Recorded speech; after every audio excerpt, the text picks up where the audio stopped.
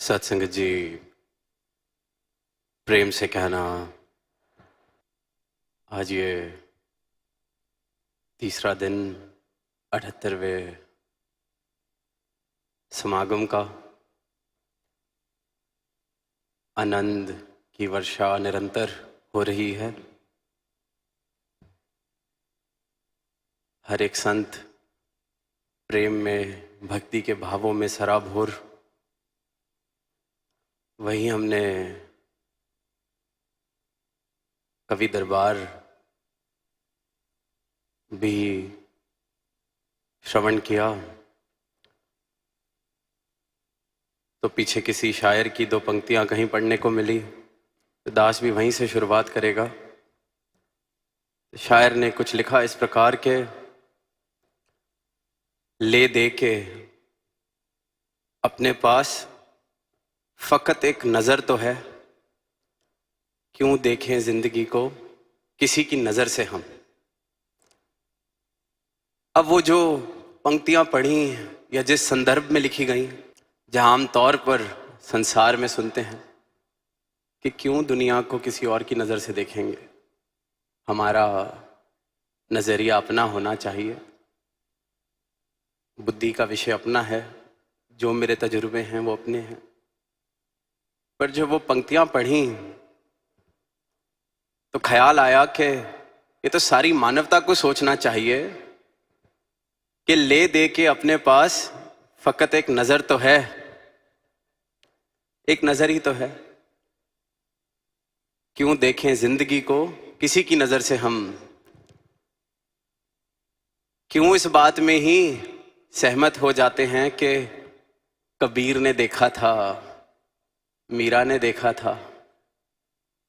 क्यों इस बात पे ही सहमत हो जाते हैं, इसने कह दिया तो होगा, उसने देख लिया तो होगा।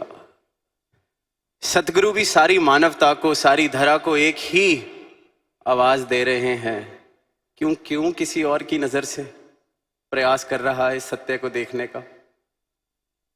क्यों नहीं भरोसा कि इन नजरों से, अपनी इन नजरों से तो इसे देख सकता है, जान सकता है, प्राप्त कर सकता है, देख सकता है।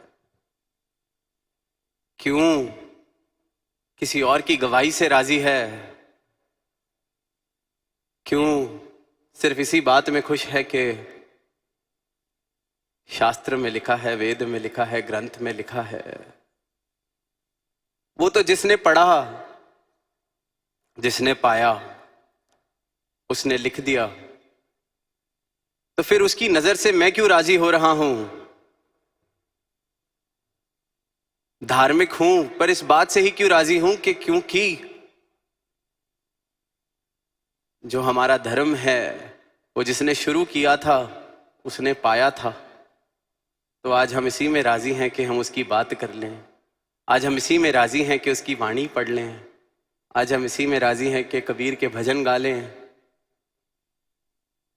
और सारी ही मानवता को फिर यही एक आवाज कि क्यों देखें इस परमात्मा को किसी की नजर से, हम अपनी नजर से देखा जा सकता है, अपनी नजर से पाया जा सकता है।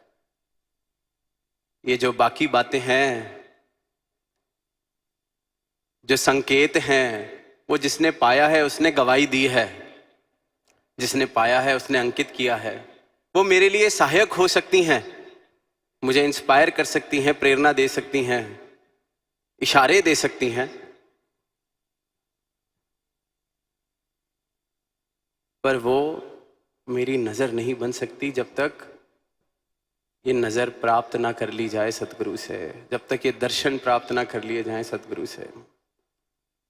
तो जितना सामान दुनिया की नजर का मैंने इकट्ठा किया है कि फलाने ने पाया था उसकी मैं बात कर लेता हूँ, फलाने ने मंथन किया था उसकी मैं बात कर लेता हूँ, ये तो सारी उधार की बातें हो गई।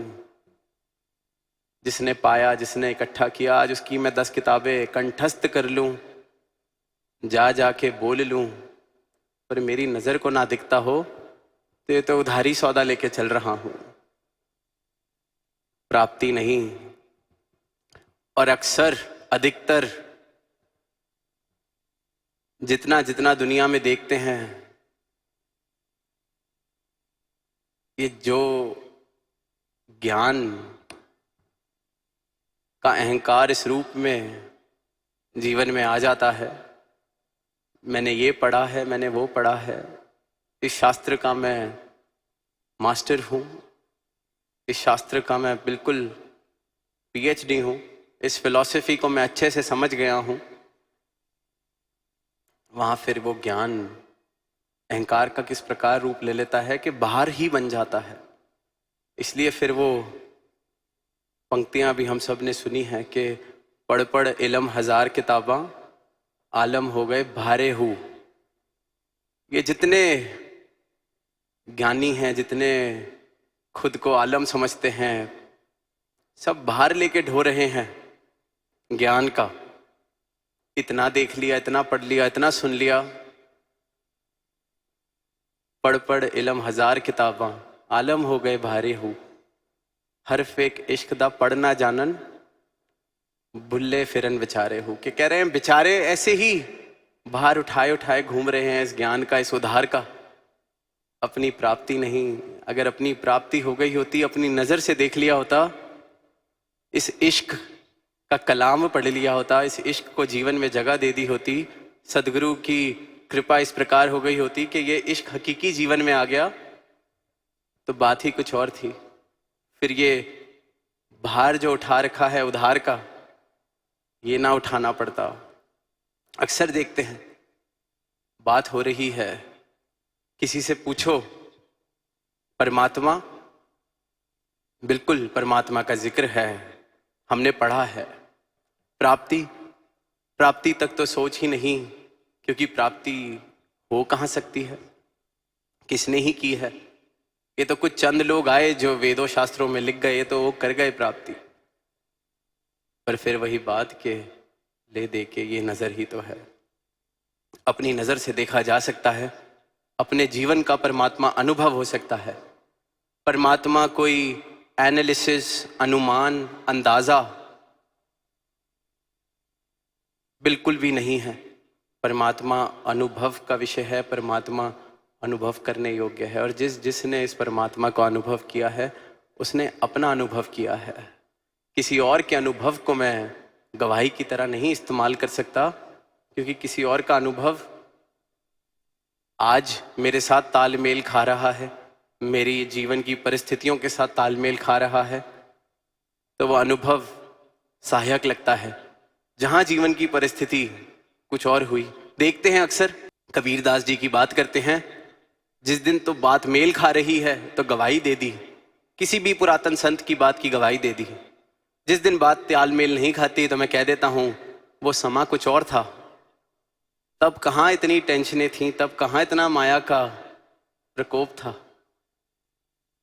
तो मैं छोड़ देता हूं क्योंकि मेरा अनुभव नहीं है। तो मैं कह देता हूं कि कहाँ कबीरदास जी को झंझट था ईएमआई का, कहाँ कबीरदास जी को कोई झंझट था सोशल मीडिया का, तब कहाँ कोई ऐसी भाग दौड़ थी। तब मैं फिर बच जाता हूं क्योंकि मेरा अनुभव नहीं है। तो उधार का जो ये समान है, दुनिया में शायद फिर उधार के समान से घर चल जाते हों, पर ये जो अध्यात्म है ये निज घर है। यहाँ ये नकदी सौदा करना है, अपनी नजर अपने अनुभव से इसे प्राप्त करना है। वरना तो फिर प्राप्ति अगर होगी तो फिर वो ज्ञान से आने वाले अहंकार की पढ़ पढ़ इलम हजार किताबां वाली बात। ऐसे ही एक कहानी भी याद आ रही है कि एक गांव में दो गुरुकुल, दो मठ थे। जिस भी आसपास के गांव से किसी को भी अगर आध्यात्मिक शिक्षा प्राप्त करनी हो तो उन दोनों मठों में से जो गुरु थे उनके पास कोई ना कोई चला जाता था। अब क्योंकि दो मठ थे तो आपस में प्रतिस्पर्धा भी बन जाती है कि इस गुरुकुल के बच्चे ज्यादा सियाणे, इस गुरुकुल का गुरु ज्यादा बड़ा गुरु। तो अब दोनों के जो सबसे कुशल स्टूडेंट्स, डिसाइपल्स, शिष्य थे, उनसे बड़ी उम्मीदें दोनों गुरुओं को। तो एक गुरुकुल का बच्चा, एक मठ का बच्चा रोज सब्जी खरीदने जाता था। जो सबसे उनका काबिल बच्चा, वो रोज गुरुजी के लिए सब्जी खरीदने जाता था। पैदल जा रहा तो एक दिन दूसरे गुरुकुल का जो सबसे कुशल बच्चा, उसने उसको देखा और पूछ लिया, कहाँ जा रहे हो? जानता था कि रोज सब्जी लेने जाता है, पर पूछ लिया कहाँ जा रहे हो, कि क्या जवाब देगा, फिर इसको मैं अपने कहीं किसी जवाब में फंसाऊं। पूछा कहाँ जा रहे हो? अब जो सब्जी लेने जाने वाला था वो कहता है जहां ये पैर ले जाए मैं वहां जा रहा हूं। अब जिसने सवाल पूछा वो इस बात का कोई जवाब नहीं दे सका, थोड़ा हैरान हो गया, इस जवाब की उम्मीद नहीं थी। गया गुरुजी के पास कि आज वो सामने वाले गुरुजी का जो सबसे प्यारा शिष्य है, जो उनके लिए सब्जी लेने जाता है, उससे ये सवाल पूछा तो उसने ये जवाब दे दिया। गुरु को भी ठेस पहुंच गई कि मेरा उत्तम शिष्य जवाब नहीं दे पाया, उसकी जबान बंद कर दी। तो उसको कहते हैं कि चल सुन, कल जब वो ये जवाब देगा फिर सवाल पूछना, और जब वो जवाब देगा कि जहां ये पैर ले जाएं तो कह देना कि अगर ये पैर ना होते तो तू कहां जा रहा है। अब यही हुआ, सवाल पूछा अगले दिन, कहां जा रहे हो? उम्मीद कर रहा था कि वो कहेगा जहां ये पैर ले जाएं, क्योंकि सामने से उत्तर तैयार था। कहता है जहां ये हवा ले जाए मैं तो वहां जा रहा हूं। फिर जवाब नहीं दे पाया, फिर आंखें नीची, अहंकार थोड़ा सा ठेस पहुंचा। फिर गया कि गुरुजी आज तो उसने जवाब ही बदल दिया, कहता है जहां हवा ले जाए, जहां हवा उड़ा ले जाए वहां जा रहा हूं। गुरुजी को भी लगा 2 दिन पराजित कर दिया मेरे शिष्य को। कहते हैं कि चल कल सुबह जब बोलेगा कि जहां हवा ले जाए तो कहना अगर हवा ही ना चल रही हो तो कहां जा रहा है तू, तो कहां जाएगा तू? फिर शिष्य कि हाँ, इस बात से लग रहा है कि कल मैं जीत के आऊंगा। फिर अगले दिन सुबह दोनों मिलते हैं रास्ते में, पूछता है कहां जा रहे हो? अब उम्मीद है कि आज भी कोई हवा की बात होगी। पूछता है कहां जा रहे हो? वो कहता है मैं तो सब्जी लेने जा रहा हूं। बात सारी की सारी है, जहां खुद को गंवाना है अध्यात्म, जहां खुद को खत्म कर लेना है, अपनी प्राप्ति करना है अध्यात्म, वहां दुनिया का हाल ये हो चुका है कि सब इसी दौड़ में है कि मेरा शास्त्र बड़ा, मेरा धर्म बड़ा, जिसे मैं गुरु मानता हूं वो बड़ा, जिसमें तुम आस्था रखते हो वो बात नहीं ठीक। अहंकार का विषय बनता जा रहा है। दुनिया किताबें पढ़ रही है, आलम बन रही है, पर किस लिए, प्राप्ति किस चीज की हो रही है, ये आत्ममंथन करने की जरूरत है। कहीं मैं धर्म के नाम पर भार ही तो नहीं ढो रहा, कहीं मेरी भी अवस्था वही वाली तो नहीं कि आलम तो हो गए पर भार ढो रहे हैं, या यही एक चिंता चल रही है कि सामने वाले ने मुझसे ज्यादा पढ़ लिया है, मुझसे ज्यादा जान लिया है। अगर तो कंपटीशन, प्रतिस्पर्धा, चिंता, चिंतन यही है कि सामने वाले ने मुझसे ज्यादा जान लिया, सामने वाले ने मुझसे ज्यादा जवाब अच्छे दे दिए, तो ये तो मैं अभी तक बुद्धि के विषय में चल रहा हूं। सब्जेक्ट बस मैंने स्पिरिचुअल टेक्स्ट को या स्पिरिचुअलिटी को समझ लिया है अपना। दुनिया कंपटीशन कर रही है साइंस में नई खोज करने की, टेक्नोलॉजी में नहीं खोज करने की, बिजनेस में नहीं खोज करने की, संसार के अनेक अनेक इस प्रकार के जो फील्ड्स हैं उसमें दौड़ चल रही है। पर जहां सारी दौड़ें खत्म हो जाती हैं, मैंने उस विषय को भी एक दौड़ का विषय बना लिया है। दुनिया का हाल यही है, सबको अपनी बात बड़ी बतानी है, सबको अपना बयान, अपनी गवाही बड़ी बतानी है। सबको अपना इल्म बड़ा बताना है, बड़ा दिखाना है। हर जगह जिंदगी का कोई पहलू ले ले, शाम को टीवी देखते हैं, न्यूज़ देखते हैं, तो एक स्क्रीन के साथ 8 लोग और स्क्रीन पर जुड़े होते हैं, सब अपनी ही अपनी बात को बड़ा कर रहे हैं। संसार की चाल समझ आती है, वहाँ आगे बढ़ना है तो बड़ा करना पड़ेगा, दूसरे को छोटा करना पड़ेगा। पर भक्ति, अध्यात्म, अगर वहाँ भी यही चल रहा है तो फिर अभी बात समझ नहीं आई है। फिर इसलिए मानवता को ये आवाज़ दी जा रही है कि ये 1000 किताबें पढ़ने का विषय नहीं है, बुद्धि का विषय नहीं है। इश्क, भक्ति इश्क है, अध्यात्म ये प्रेम है, निरोल प्रेम है। और ये सिर्फ तभी आ सकता है जब समर्पित हो जाए सदगुरु के चरणों में, जब ये ज्ञान मिल जाए, जब ये ज्ञान की रोशनी से मेरा जीवन रोशन हो जाए। भक्ति प्रेम है, और जिसने इस प्रेम को चखा है फिर उसकी अवस्था कबीर वाली हुई है, मीरा वाली हुई है। फिर उसने बेशक कबीरदास जी की बातों को ना पढ़ा हो, बेशक उन दोहों को ना सुना हो, पर वो जो बोलता है वो उस बराबर दोहे निकलते हैं, क्योंकि जीवन कबीरदास जी वाला हो गया, जीवन मीराबाई वाला हो गया। बेशक मीरा का नृत्य ना देखा हो या ना जानते हो, पर जो उसका नृत्य निकलता है वो भी फिर अपने इस कृष्ण के लिए उसके दर्शन करते हुए, उसके प्रेम में, तो वो भी मीरा वाला नृत्य।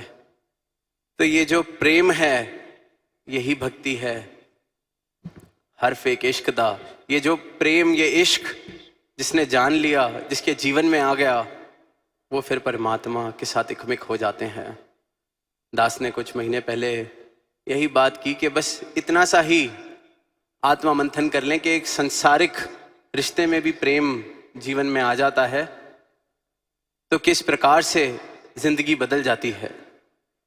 किसी से हम प्रेम करने लगते हैं तो सारी जिंदगी, सारी दुनिया, सब अच्छा लगने लगता है। फिल्म में सुनते हैं हीरो को प्रेम हुआ तो कहता है मुझे वायलेंस, संगीत, गाने सुनाई देने लग गए हैं। कितनी पिक्चरें देखी हैं। प्यार हुआ तो कुछ बुरा लगना ही बंद हो गया। कोई फिर अपने प्रीतम की ये भी बताता है कि नहीं, इतना वैसे कोई खास दिखता नहीं है जिससे आप प्रेम करते हैं, पर जो आशिक है उसको उसमें कोई कमी नहीं दिखती। ये प्रेम की ताकत है, हम सब ने अनुभव की है। जब संसारिक प्रेम मेरी आंखों को ऐसा कर देता है, मेरे जीवन को ऐसा कर देता है कि मुझे कुछ कमी दिखती ही नहीं, मुझे कुछ बुरा लगता ही नहीं। संगीत बजने लगता है, दुनिया अच्छी लगने लगती है। कल तक जिस नौकरी में जा रहे थे, दिल नहीं लगता था, दिन नहीं कटता था, आज वहां वही काम करना ऐसे लगता है कि वाह कितनी सुंदर जिंदगी है, प्रेम हो गया है। सबने अनुभव किया है। तो जब संसार में प्रेम हो जाए, उसका ये असर हो सकता है, तो ये तो प्रेम का गुण हो गया फिर,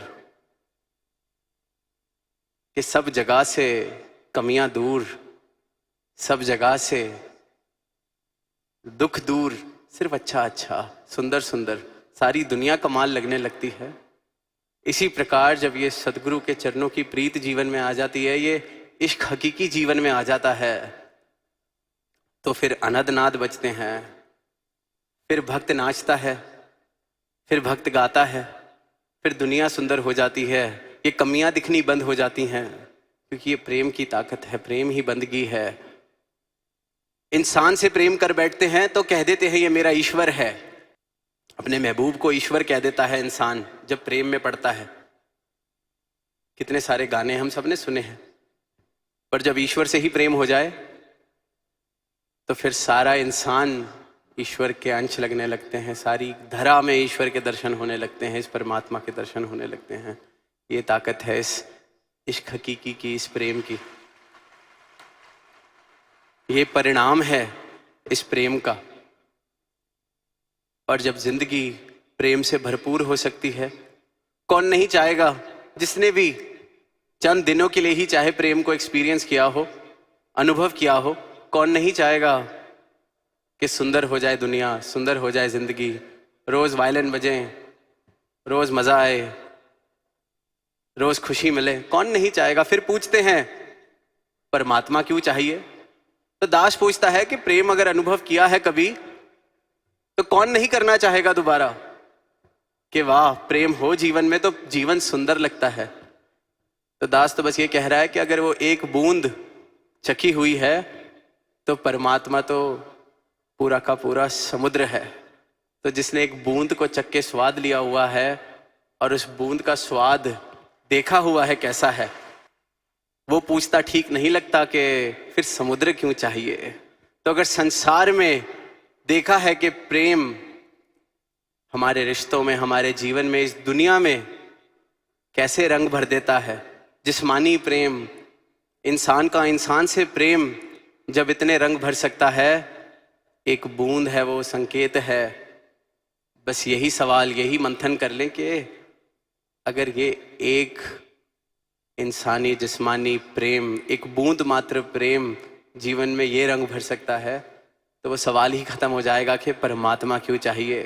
क्योंकि परमात्मा तो अथाह समुद्र, स्रोत प्रेम का, और ऐसा प्रेम जो कभी खत्म ना हो, क्योंकि वो मेरा एकमिक होने वाला प्रेम है। वहाँ कोई दूरी नहीं रह जाती। इंसानों में तो फिर दो रह जाते हैं, यहाँ कोई दूरी नहीं रह जाती। यहाँ प्रीतम और प्रेमी एक हो जाते हैं, एकमिक अवस्था हो जाती है, और फिर सही मायनों में जीवन आनंदमय हो जाता है। तो समय इजाज़त नहीं देता। दास इन्हीं शब्दों से इजाज़त चाहेगा कि बस यही एक मंथन के इल्म, किताबें, ज्ञान, दुनियावी वस्तुएं, ये अपनी जगह हैं। प्राप्ति अगर करनी है, प्राप्त करने या योग्य अगर कुछ है, तो ये अटल सच्चाई, ये प्रेम, ये इश्क हकीकी। और अगर दुनिया में, अगर ज़िंदगी में कभी भी प्रेम अनुभव किया है, तो हमने देखा है कि ज़िंदगी कैसे सुंदर हो सकती है। और ये प्रेम जीवन में आ जाए, ये ईश्वर का प्रेम जीवन में आ जाए, सदगुरु के चरणों का प्रेम जीवन में आ जाए, तो ज़िंदगी सफल हो जाती है। ज़िंदगी में हर वो चीज़ आ जाती है, हर वो आनंद आ जाता है जिसके लिए ये जीवन हम सबको मिला है। तो इन्हीं भावों के साथ दास इजाज़त चाहेगा प्रेम से कहना।